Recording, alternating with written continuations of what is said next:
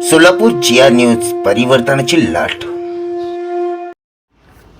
शाळा तपासणीच्या नावाखाली खंडणीचा प्रयत्न करणाऱ्या 2 इसमावर अखेर गुन्हा दाखल। दोन्ही इसमांना टेंभुर्णी पोलीस स्टेशन अंतर्गत गुन्हा दाखल झाल्यानंतर तात्काळ अटक। सोलापूर JR न्यूजची दखल। मुख्यमंत्र्यांच्या आदेशाने शाळा तपासणीसाठी आले असल्याचं सांगून संत रोहिदास आश्रमशाळा टेंभुर्णी येथे या 2 तोताई अधिकाऱ्यांनी चांगला रिपोर्ट देण्यासाठी 1 लाखाची मागणी केली। यावेळी संबंधित अधिकाऱ्याचे ओळखपत्र व मंत्रालयाचा आदेश मागितल्यानंतर दोन्ही इसम पळून गेल्याने अखेर आज टेंभुर्णी पोलीस स्टेशन येथे या दोन्ही इसमाविरुद्ध गुन्हा दाखल झाला असून त्यांना तात्काळ अटक करण्यात आली आहे।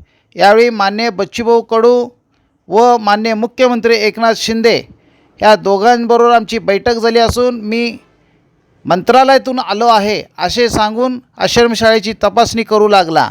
यावेळेस उपस्थितांची व्हिडिओग्राफी शूटिंग करत असताना शाळेतील शिक्षकांनी विचारणा केल्यानंतर त्यांच्यामध्ये वादावाद होऊन अखेर या दोघांनी पळ काढले।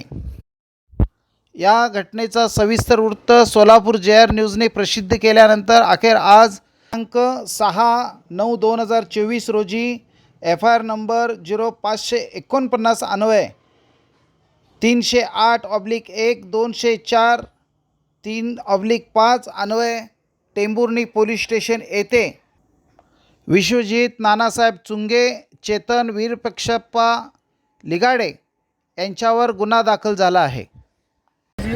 विश्वजित चुंगे व चेतन लिगाडे हे 2 इसम आले।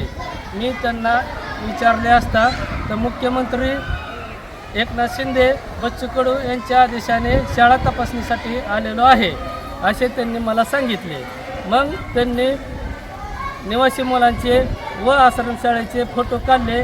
मग नंतर त्यांनी तुमच्या आश्रमशाळेचा रिपोर्ट व्यवस्थित पाठवण्यासाठी त्यांनी मला 1 लाख रुपयाची मागणी केली असता मग त्यांना मी असे बोललो की पोलीस स्टेशनला मी फोन लावतो तोपर्यंत तुम्ही थांबा।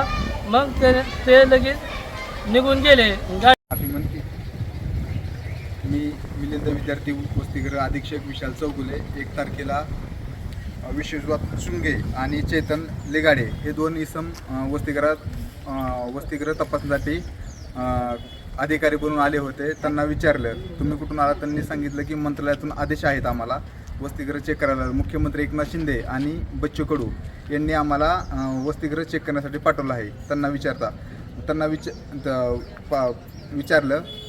विचारलं आम्ही पैसे देऊ शकत नाही। त्यांनी पैसे करा, तुमचं वसतिगृहाची काहीतरी तडजोड करून आपण वसतिगृहाचा रिपोर्ट चांगला करू। आणि पोलीस स्टेशनला आम्ही तो अधिकारी आम्हाला समजता आम्ही पोलीस स्टेशनला फोन केला आणि पोलीस स्टेशनला फोन केल्यानंतर ते पळ काढला आणि